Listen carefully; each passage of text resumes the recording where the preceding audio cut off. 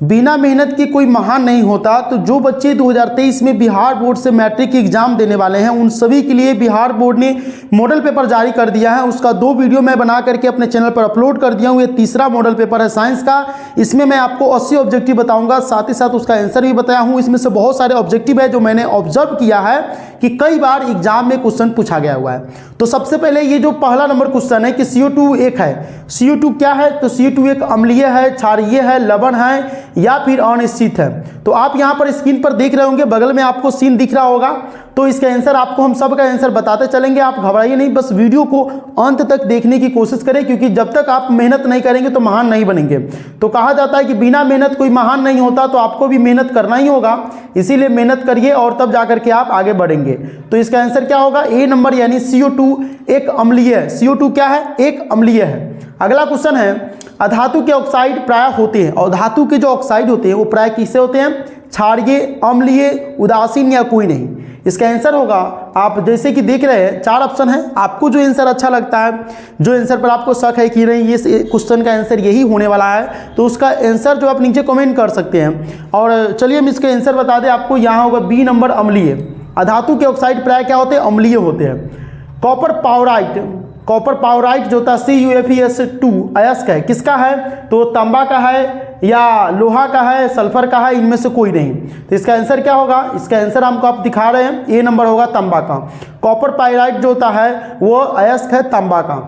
अगला है, विद्युत अपघटन में ऑक्सीकरण होता है। विद्युत अपघटन जो होता है उसमें ऑक्सीकरण किससे होता है? ऑक्सीकरण होता है एनोड पर, कैथोड एवं एनोड दोनों पर या किसी पर नहीं। इसका आंसर आप देख सकते हैं, ए नंबर होगा एनोड पर। एनोड पर आप जान रहे हैं कि बिहार में आज से ठंडी कुछ ज़्यादा पड़ रही है और इधर भी ठंडी लग रही है, लेकिन निम्नलिखित में कौन संतृप्त हाइड्रोकार्बन है? C6H6, C2H2, C7H7 या C4H10। 4 ऑप्शन आपके सामने देख सकते हैं। इसका आंसर होगा डी नंबर, C4H10। संतृप्त हाइड्रोकार्बन इसमें है तो C4H10 है, यानी कि उसमें कार्बन से ज़्यादा हाइड्रोजन होना चाहिए।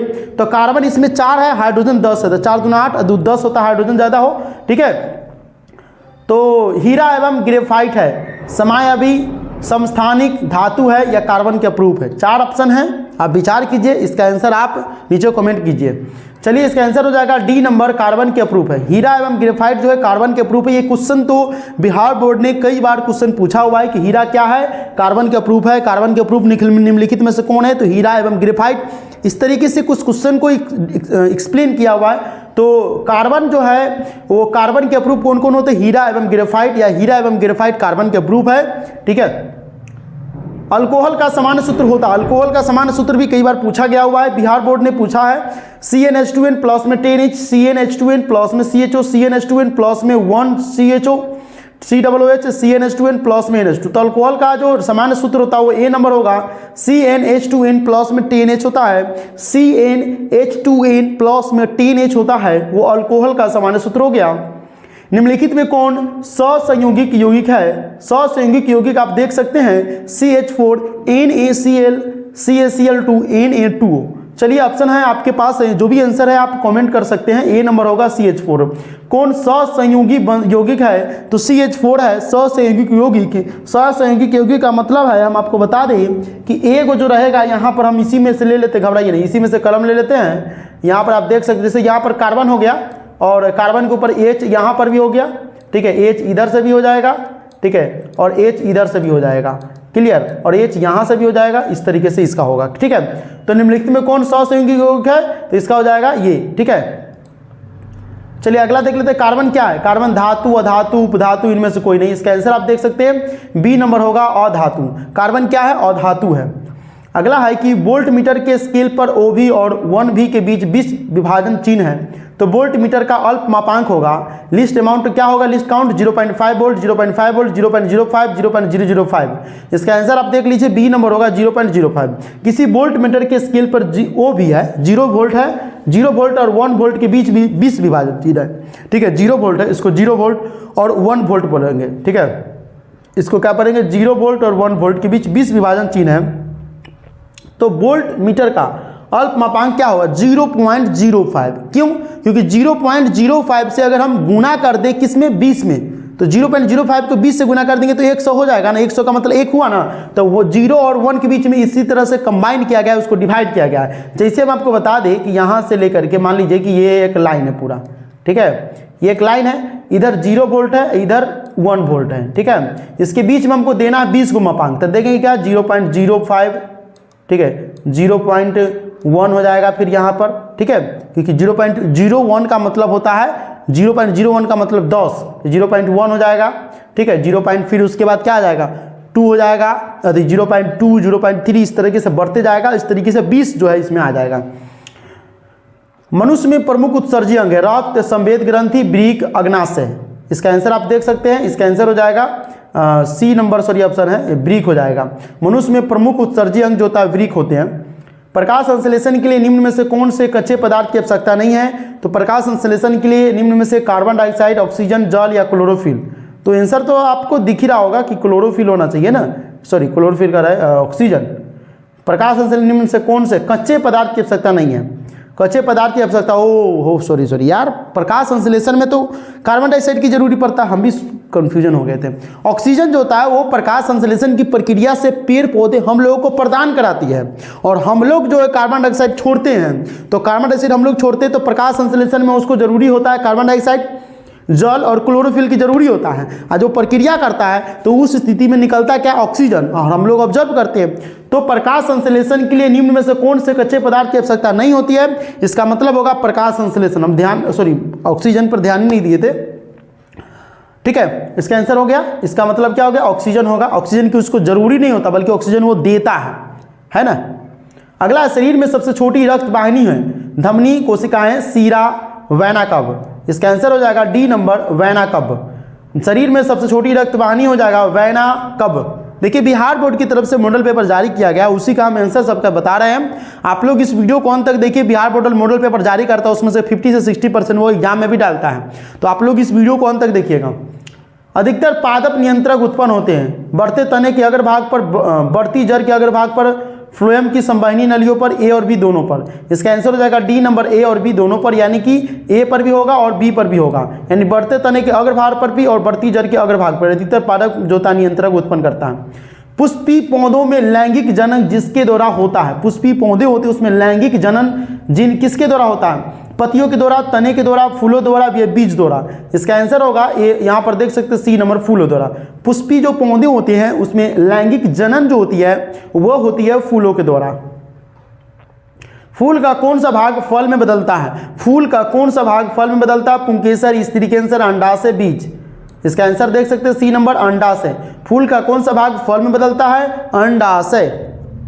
मानव मादा में निषेचन होता है, गर्भाशय में, अंडाशय में, योनि में, फ्लोपियन नालिका में। तो पिछले भी हम मॉडल पेपर में इसको रखे हुए थे।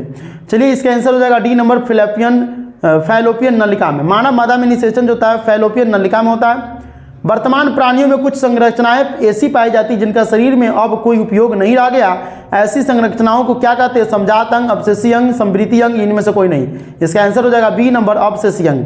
वर्तमान प्राणियों में कुछ संरचनाएं ऐसी पाई जाती है जिनका शरीर में अब कोई उपयोग नहीं रह गया, ऐसी संरचना को कहते हैं अवशेषी अंग। कौन सा वैज्ञानिक मेंडल के नियमों की पुनः खोज से संबंधित है, कौन सा वैज्ञानिक जो है वह मेंडल के नियमों की पुनः खोज में उसको वृद्धि किया है, सर्मक, लैमार्क, डार्विन या लिनियस। चलिए क्वेश्चन का कंफ्यूजन आपके अंदर होगा, ए नंबर होगा सर्मक। तो कौन सा वैज्ञानिक है जो मेंडल के नियमों की पुनः खोज से संबंधित है, जो पहले खोजा हुआ था उससे भी ये रिलेटेड कर खोज किया है, सर्मक नाम के वैज्ञानिक है। इसका आंसर आप देख सकते हैं सर्मक शर्मा गया और खोज कर दिया एक नया खोज जो मेंडलीफ ने किया था। जीन शब्द किसने प्रस्तुत किया था, जीन शब्द किसने प्रस्तुत किया था, जॉनसन, लैमार्क, मेंडल, ग्रिफिथ। चलिए इसका आंसर देखते हैं, ए नंबर होगा जॉनसन। जीन शब्द जॉनसन बनाया, जीन और जोन मिल रहा है, जीन और जोन मिल रहा है, जीन और जोन मिल रहा है, इसीलिए जीन शब्द किसने प्रस्तुत किया, तो जॉनसन, जॉनसन, जॉनसन। 2 बार 3 बार देख लीजिए, जीन शब्द को जॉनसन ने बनाया, जीन शब्द को जॉनसन ने प्रस्तुत किया, जीन और जोन मिलता जुलता है, याद कर लीजिएगा। CFC है chlorofluorocarbon, carbon fluorine carbon, carbon fluorocarbon या कार्बन फ्लोरोकार्बन। 4 ऑप्शन है, कन्फ्यूजन ही कन्फ्यूजन है, सॉल्यूशन का तो कुछ पता नहीं है, फिर भी 4 ऑप्शन है, विचार कीजिए और अचार की तरह मतलब जैसे खाते हैं उस तरह से 1-2 क्वेश्चन का आंसर दे दीजिए। चलिए यहाँ पर देखते हैं 21 का आंसर जो जाएगा ए नंबर होगा क्लोरोफ्लोरोकार्बन, CFC। देखिए सी से क्लोरो, एफ से फ्लोरो, ठीक है, और सी से कार्बन, क्लोरोफ्लोरोकार्बन। इसका आंसर क्या हो जाएगा? CFC है क्लोरोफ्लोरोकार्बन, क्लोरोफ्लोरोकार्बन, क्लोरोफ्लोरोकार्बन। कोलीफॉर्म है वायरस, कोलीफॉर्म क्या है? वायरस, जीवाणु है, कवक है, इनमें से कोई नहीं। कोलीफॉर्म वायरस है, जीवाणु है, कवक है, या इनमें से कोई नहीं। चलिए आंसर देख लेते हैं, बी नंबर होगा, जीवाणु है। कोलीफॉर्म, कोलीफॉर्म, कोलीफॉर्म जो है जीवाणु है। चिपको आंदोलन किस वर्ष में प्रारंभ हुआ? देखिए ऐसे तो ये SST का क्वेश्चन है, लेकिन पूछा साइंस में है तो जवाब भी साइंस में देना है, SST में भी इसका आंसर होगा। चिपको आंदोलन किस वर्ष प्रारंभ हुआ? आप लोग पढ़े होंगे SST में, कई बार आपके टीचर रटाए होंगे, रिवीजन करे होंगे, अगर टेस्ट होता होगा तो टेस्ट में जरूर रखा होगा। आप लोग इसका आंसर जल्दी से नीचे कॉमेंट कर दीजिए, हम थोड़ा सा प्रतीक्षा में हैं। 1970 होगा, 1980 होगा, 1985 होगा, 1990 होगा। चिपको आंदोलन, चिपको आंदोलन, चिपको आंदोलन मतलब था क्या कि सुंदरलाल बहुगुणा के नेतृत्व में पेड़ की कटाई को रोकने के लिए वहां के ग्रामीणों के साथ मिलकर के बहुत सारे महिलाएं, जब कोई लोग पेड़ काटने जाता था तो पेड़ से चिपक जाता था। तो ये जो एक घटना कब शुरू हुआ? यहां पर ए नंबर होगा 1970 में। चिपको आंदोलन जो है 1970 में सुंदरलाल बहुगुणा के नेतृत्व में शुरू हुआ था, जिसने पेड़ की कटाई पर रोक लगाने का मेन थीम जो था इसका, वो पेड़ की कटाई पर रोक लगाना। फूल का कौन सा भाग फल में बदलता है? फूल का कौन सा भाग फल में बदलता है? पुंकेसर, स्त्री कैंसर, अंडाशय बीज। ये क्वेश्चन कई बार बिहार बोर्ड ने पूछा है, आप अपने दिमाग में नोट कर ले। कई बार पूछा, एक बार नहीं कई बार पूछा है कि फूल का कौन सा भाग फल में बदलता है? पुंकेसर, स्त्री कैंसर, अंडाशय बीज। इसका आंसर हो जाएगा सी नंबर, अंडाशय। फूल का कौन सा भाग फल में बदलता है? अंडाशय। अंडा को क्या करते हैं? आमलेट बनाते हैं, एक तरह से खाना हो जाता है। उसी तरह से फूल का अंडाशय वाला जो भाग होता है वो फल में बदल जाता है, अंडाशय वाला भाग जो होता है वो फल में बदल जाता है। अगला है, मोटर गाड़ियों में चालक के सामने लगे दर्पण होते हैं। मोटर गाड़ी के चालक के जो सामने रहता है, सामने का मतलब आगे वाला नहीं, बगल वाला। आगे वाला तो अवतल होता है, बगल वाला उत्तल होता है। कल के वीडियो में बताए हैं, आप लोग ध्यान नहीं किए होंगे। तो मोटर गाड़ी के चालक के सामने लगे दर्पण कौन होते हैं? तो उत्तल होगा, ये हम कल ही बताए थे, लेकिन आप लोग ध्यान नहीं किए होंगे। और मोटर गाड़ी के चालक के जस्ट बगल में जो शीशा रहता है उत्तल, आगे जो लगा रहता है अवतल दर्पण है। सर्च लाइट में अवतल दर्पण, दाढ़ी बनाने में अवतल दर्पण, उसके बाद नाक कान रोगी जो है, रोगियों को नाक कान गला देखने में अवतल दर्पण, ठीक है। और इस तरीके से आप याद रखेंगे तो ज़्यादा अच्छा रहेगा। वास्तविक प्रतिबिंब को पर्दे पर प्राप्त किया जा सकता है, जबकि काल्पनिक प्रतिबिंब को नहीं। क्यों? वास्तविक प्रतिबिंब वास्तव में प्रकाश ऊर्जा पहुंचती है, जबकि काल्पनिक प्रतिबिंब नहीं। ये हो सकता है, देख लीजिए 4 ऑप्शन है। काल्पनिक प्रतिबिंब में वास्तव में प्रकाश ऊर्जा पहुंचती है, जबकि वास्तविक प्रतिबिंब नहीं। ये थोड़ा अजीब है, देख लेते। दोनों में प्रकाश ऊर्जा पहुंचती है, दोनों प्रकाश ऊर्जा नहीं पहुंचती है, दोनों में। 4 ऑप्शन है। वास्तविक प्रतिबिंब को पर्दे प्राप्त किया जा सकता है, जबकि काल्पनिक प्रतिबिंब को नहीं। क्योंकि काल्पनिक प्रतिबिंब को क्यों नहीं किया जा सकता? क्योंकि वास्तविक प्रतिबिंब में वास्तव में प्रकाश ऊर्जा पहुंचती है, जबकि काल्पनिक प्रतिबिंब में नहीं पहुंचती है। इसीलिए वास्तविक प्रतिबिंब को पर्दे पर प्राप्त किया जा सकता है, जबकि काल्पनिक प्रतिबिंब को पर्दे पर प्राप्त नहीं किया जा सकता है। चलिए, निर्देशांक चिन्ह परिपाटी के अनुसार अवतल दर्पण तथा उत्तल दर्पण की फोकस दूरियां क्रमशः होती है। निर्देशांक चिन्ह परिपाटी के अनुसार से अवतल दर्पण तथा उत्तल दर्पण की फोकस दूरियां क्रमशः क्या होती है? फोकस दूरियां मतलब फोकस दूरी कितनी होती है? तो धनात्मक ऋणात्मक होता है, ऋणात्मक धनात्मक, धनात्मक धनात्मक, ऋणात्मक धनात्मक। 4 ऑप्शन है। पहला तो धनात्मक एगो है, एगो प्लस एगो माइनस, ठीक है। तो धनात्मक का मतलब क्या होता है? एगो होता है प्लस माइनस, एगो है माइनस प्लस है, दोनों प्लस प्लस है, एगो है माइनस माइनस। तो निर्देशांक चिन्ह परिपाटी के अनुसार अवतल दर्पण तथा उत्तल दर्पण की फोकस दूरी क्रमशः क्या होती है? इसका आंसर भी रखे हुए, घबराइए नहीं। इसका आंसर जो है बी नंबर होगा, तो ऋणात्मक और धनात्मक। इसका मतलब क्या हुआ? अवतल दर्पण ऋणात्मक होता है फोकस दूरी, और उत्तल दर्पण का फोकस दूरी धनात्मक होता है। अब इसीलिए हम आपको बता रहे हैं कि इसको क्वेश्चन को अकेला करके पूछ देगा। अकेला का मतलब अलगे पूछ देगा कि निर्देशांक चिन्ह परिपाटी के अनुसार से अवतल दर्पण की फोकस दूरियां क्या होती है। अब 4 ऑप्शन देगा, इसमें सीधे धनात्मक ऋणात्मक ऋणात्मक धनात्मक, इनमें से कोई नहीं करके देगा। तो अवतल दर्पण की याद रखिएगा कि अवतल दर्पण की जो है फोकस दूरी जो होता है ऋणात्मक होता है, उत्तल की धनात्मक होता है। अवतल की ऋणात्मक, उत्तल की धनात्मक। ध्यान रखिएगा, गड़बड़ाइएगा नहीं तो आप हड़बड़ाइएगा, क्योंकि हड़बड़ी में गड़बड़ी होता है, और वो गड़बड़ी क्या करता है? आपको बहुत सारा चीज कर देता है, आगे बोलना नहीं है। मंजू के चश्मे का पावर ऋणात्मक है, उसके आंख में उत्पन्न दोष है। पावर ऋणात्मक है, इसका मतलब अब ये तो बताए हैं कि अवतल होना चाहिए ना, और अवतल में कितना होगा? देख लीजिए, ठीक है। डी नंबर है यानी कि 1.5 डिग्री। मंजू के चश्मे का पावर ऋणात्मक है, उसके आंख में उत्पन्न दोष क्या हो जाएगा, उत्पन्न दोष हो जाएगा 1.5 डायोप्टर उत्पन्न दोष उसके अंदर में आ गया, ठीक है।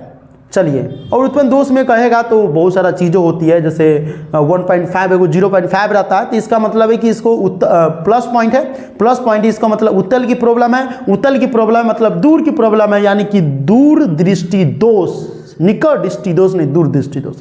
एक स्वस्थ आंख के लिए दूर बिंदु होता है, एक स्वस्थ आंख के लिए दूर बिंदु होता है 25 सेंटीमीटर, 250 सेंटीमीटर, अनंत। बी नंबर 0, 0 तो होगा नहीं, 25 सेंटीमीटर 250 सेंटीमीटर, आपको भी कंफ्यूजन होगा कि 25 सेंटीमीटर होगा कि 250 सेंटीमीटर होगा कि अनंत होगा, तो देख लीजिए डी नंबर होगा, न 225 न 250, क्योंकि स्वस्थ आके पूछ रहा है, ठीक है। आपसे वो क्वेश्चन जो पूछा हो गया कि मानव के लिए स्पष्ट दूरी की न्यूनतम दूरी कितनी होता है, 25 सेंटीमीटर 25 मीटर शायद होता है, लेकिन यहाँ पर एक स्वस्थ आंख के लिए, स्वस्थ आंख के लिए दूर बिंदु जो होता है, वो दूर बिंदु जो होता है वो कहाँ होगा, अनंत पर होगा। हम तो कहीं पर भी देख सकते हैं, स्वस्थ आंख है तो हमारा, ठीक है, अनंत होना चाहिए। एक आवेशित वस्तु ए दूसरी वस्तु बी को आकर्षित करती है, वस्तु बी क्या होगी, वस्तु बी, यानी एक आवेशित वस्तु ए है, दूसरी वस्तु जो है बी है, उसको आकर्षित करती है, तो वस्तु क्या होगी, आवेशित, उदासीन, उपयुक्त, दोनों में से कोई नहीं, उपयुक्त में से कोई नहीं। इसका आंसर होगा सी, उपयुक्त दोनों में से एक। स्वतंत्र धन आवेश विद्युत क्षेत्र में गति करता है, स्वतंत्र धन आवेश विद्युत क्षेत्र में गति करता है, इसका मतलब है कि 4 ऑप्शन है, 4 में से विचार कीजिए और यहां पर हमारा आंसर आ जाएगा बी नंबर, निम्न विभव के विद्युत क्षेत्र की ओर जाता है। स्वतंत्र धन आवेश जो होता है विद्युत क्षेत्र में गति करता है और निम्न विभव के विद्युत क्षेत्र की ओर भी जाता है। 100 वाट से 220 वाट के विद्युत बल्ब के तंतु का प्रतिरोध क्या होगा, 100 वाट से 220 वाट के विद्युत बल्ब है, उसके तंतु का प्रतिरोध क्या होगा, रेसिस्टेंस क्या होगा, 9900 ओम। ये ओम का पिक्चर ये देख रहे हैं, ओम जो है ऐसे करके इसको बनाते कैसे आप लोग देखे होंगे, ऐसे करके ऐसे करके ऐसे कर दिए, ओम का पिक्चर हो गया। तो 900 ओम है, 484 ओम है, 220 ओम है और 100 ओम है। इसका आंसर क्या होगा, आप लोग देख सकते हैं, इसका आंसर हो जाएगा डी नंबर 4 से 84 ओम। इसका तो न्यूमेरिकल होता है, अभी तो हम बता नहीं सकते, अगले वीडियो में न्यूमेरिकल बनवाएंगे, मतलब कुछ जो मॉडल पेपर कंप्लीट कर देते हैं न्यूमेरिकल बनवाएंगे और कुछ न्यूमेरिकल बनाने का तरीका भी बताएंगे। तो एग्जाम में आपको 80 नंबर का आपका साइंस और एसएसटी का एग्जाम होता है, 80 में 80 नंबर आए तो एग्जाम के बाद आप खांसी काटिएगा, हमको नहीं बुलाइएगा। आवेश का ऐसे मात्रक क्या होता है, आवेश का ऐसे मात्रक volt ohm joule कुलाम, volt ohm joule कुलाम। देखिए आवेश का ऐसे मात्रक कई बार बताया गया हुआ है, कुलाम होता है, आवेश का ऐसे मात्रक जो होता है कुलाम होता है। आवेश का ऐसे मात्रक पिछले वीडियो में भी हमने लिया था। डायनमो में क्या होती है, डायनमो में यांत्रिक ऊर्जा को विद्युत ऊर्जा में बदला जाता है, उसमें ऊर्जा को विद्युत ऊर्जा में बदला जाता है, सौर ऊर्जा को विद्युत ऊर्जा में बदला जाता है, इनमें से कोई नहीं। इसका आंसर होगा ए नंबर, यांत्रिक ऊर्जा को विद्युत ऊर्जा में बदला जाता है। डायनमो क्या करता है, यांत्रिक ऊर्जा को विद्युत ऊर्जा में कन्वर्ट करता है, जिसके अनुसार से जनरेटर काम करता है, जिसके अनुसार से बहुत सारी चीजें काम करती है। डायनमो क्या करता है, पानी से बिजली उत्पन्न करता है, वहां पर भी लगा रहता है, वो यांत्रिक ऊर्जा को विद्युत ऊर्जा में बदल देता है, जिससे हम लोग देख रहे हैं अभी लाइन बल्ब जल रहा है, उसी से हम लोग काम भी कर रहे हैं। यदि 2 समांतर धारापाही तार निर्वात में 1 मीटर की दूरी पर रखे हो तो उनमें से प्रत्येक से 1 एम्पियर की धारा प्रवाहित हो तो उनके बीच प्रति मीटर लंबाई पर लगने वाला बल क्या होगा, तो प्रति मीटर लंबाई पर लगने वाला बल 2 × 10⁻5 न्यूटन या 2 × 10⁻⁻6 न्यूटन, 2 × 10⁻⁻7 न्यूटन, इनमें से कोई नहीं। इसका आंसर आप देख सकते हैं सी होगा 2 × 10⁻⁻7 न्यूटन। 1 मिनट,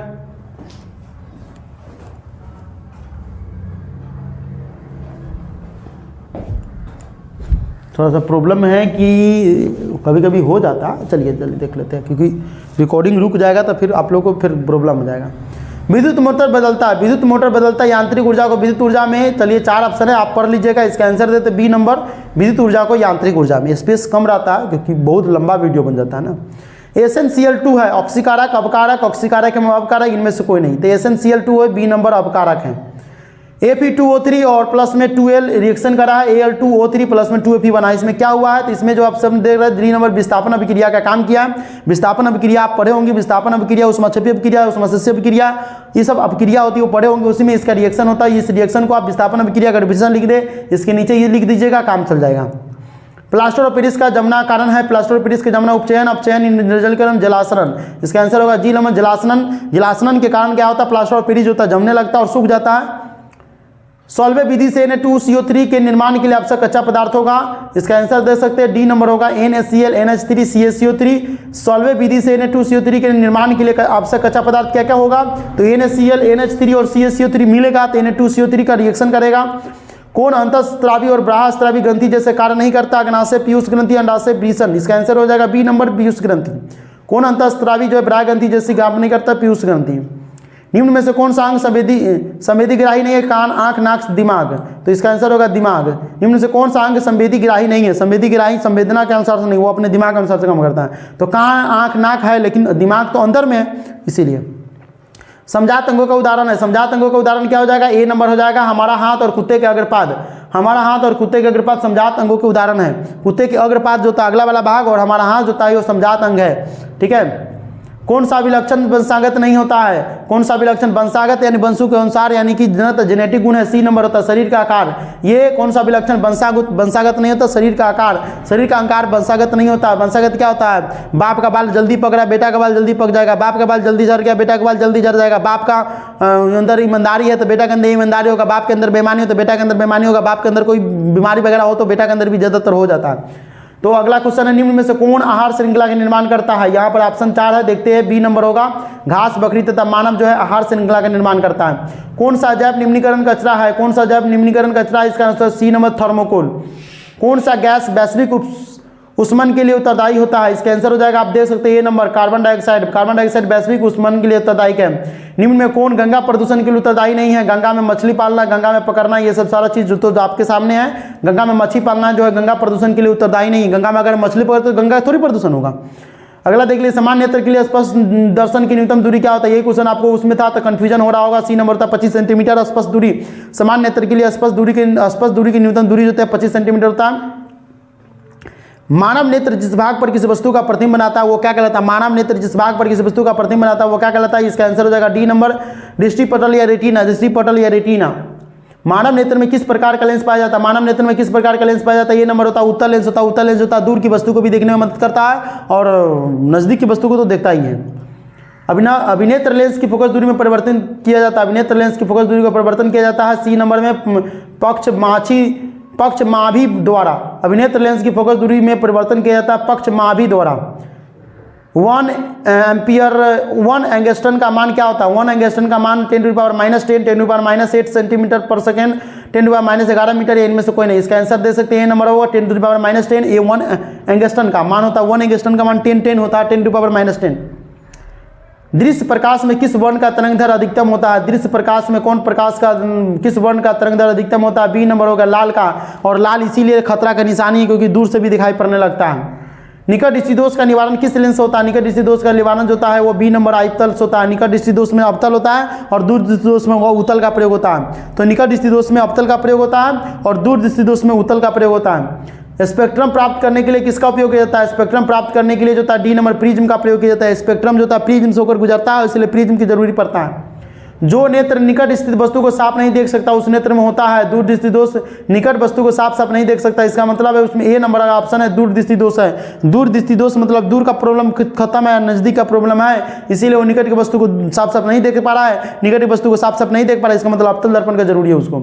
श्वेत प्रकाश कितने रंगों के मेल से बनता है, श्वेत प्रकाश होता है वह 7 रंगों के मेल से बनता है, डी नंबर ऑप्शन सही है। समान आंख के लिए दूरी बिंदु होती है, समान आंख के लिए दूरी बिंदु अनंत पर होता है। कई बार क्वेश्चन घुमा करके पूछा, पिछले बार अभी हम इसी वीडियो में पिछले मतलब क्वेश्चन में डाले थे। किस दृष्टिदोष को अवतल और उत्तल दोनों लेंसों से बने द्विफोकसी लेंस द्वारा संशोधित किया जाता है, इसका आंसर हो जाएगा यहाँ पर आप देख सकते हैं सी नंबर जरा दूर दृष्टिता। मानव नेत्र अभिलेख की फोकस दूरी को समायोजित करके विभिन्न दूरियां पर रखी वस्तुओं को फोकसित कर सकता है। ऐसा हो पाने के कारण क्या हो जाएगा, ऐसा हो पाने के कारण जो हो जाएगा आपको बी नंबर हो जाएगा समंजन। जब सूर्य का प्रकाश वायुमंडल से गुजरता है तो वायु के सूक्ष्म कण किस रंग के प्रकाश को अधिक प्रबलता से प्रकीर्णन करता है, डी नंबर हो जाएगा नीला। ठीक है, जब सूर्य का प्रकाश वायुमंडल से गुजरता है तो वायु के सूक्ष्म कण किस रंग के प्रकाश को अधिक प्रबलता से प्रकीर्णन करता है, इसका आंसर हो जाएगा नीला। स्पेक्ट्रम में किस रंग की किरण का झुकाव अधिक होता है, स्पेक्ट्रम में किस रंग की किरण का झुकाव अधिक होता है, बैगनी का। बैगनी का स्पेक्ट्रम में सबसे ज्यादा झुकाव होता है। नेत्र में प्रवेश करते प्रकाश के परिमाण को नियंत्रित करता है, नेत्र में प्रवेश करते प्रकाश के परिमाण को नियंत्रित करता है, डी नंबर आइरिस। अंतरिक्ष यात्री को आकाश दिखता है, अंतरिक्ष यात्री को आकाश कैसा दिखता है? नीला, उजला, लाल, काला। इसका आंसर हो जाएगा डी नंबर काला। अंतरिक्ष यात्री को आकाश होता है काला दिखता है।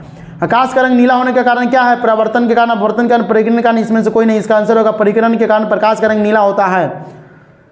नेत्र में प्रवेश करने वाली प्रकाश किरणों का अधिकतम अपवर्तन क्या होता है? अधिकतम अपवर्तन जो होता है सी नंबर होता है, कार्निया के बाहरी पृष्ठ पर। प्रकाश के किस रंग का परिकिरण सबसे कम होता है? बैगनी, नीला, पीला, लाल। इसका आंसर हो जाएगा डी। प्रकाश के किस रंग का परिकिरण सबसे कम होता है? लाल का। किस रंग के प्रकाश का तरंग दैर्ध्य सबसे कम होता है? किस रंग के प्रकाश का तरंग दैर्ध्य सबसे कम होता है? बैगनी का।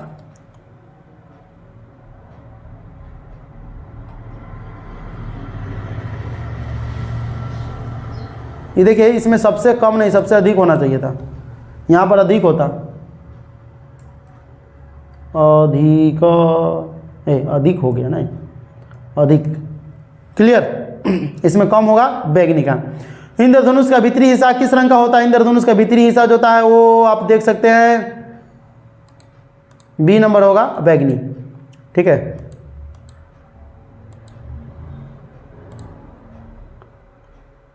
किस कोलाइडी विलयन में निलंबित कर्णों से प्रकाश के परिकिरण को कहा जाता है? इसका आंसर आप देख सकते हैं, एक मिनट। इसका आंसर जो जाएगा सी नंबर होगा, टिंडल प्रभाव के कारण। ठीक है। किस कोलाइडी विलयन में निलंबित कणों से प्रकाश के परिकिरण को कहा जाता है? टिंडल प्रभाव। पुतली के साइज को कौन नियंत्रित करता है? पक्षमाजी, परितारिका, नेत्र लेंस, रेटिना।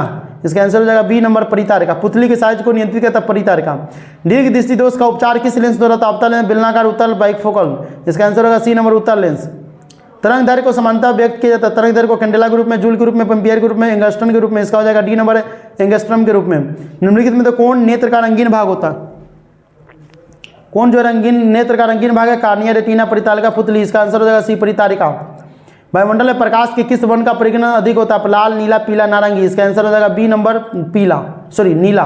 वायुमंडल प्रकाश के किस वर्ण का परिकिरण अधिक होता है? अधिक होता है मतलब नीला का होता है। नीला, लाल भी होता है। ठीक है। प्रकाश से किस वर्ण का परिकिरण अधिक होता है? नीला भी होता है, लाल भी होता है, लेकिन नीला का ज़्यादातर होता है, लाल से भी ज़्यादा।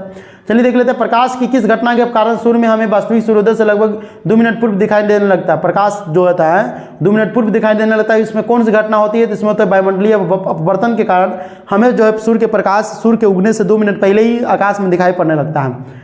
अब इसको देखना है, संध्या घाटे के दिन, अति भोरवा घाटे के दिन आप देख सकते हैं। टिंडल प्रभाव प्रकाश की कौन सी घटना को प्रदर्शित करता है? टिंडल प्रभाव जो था प्रकाश के डी नंबर, प्रकाश के परिकिरण की घटना को प्रदर्शित करता है।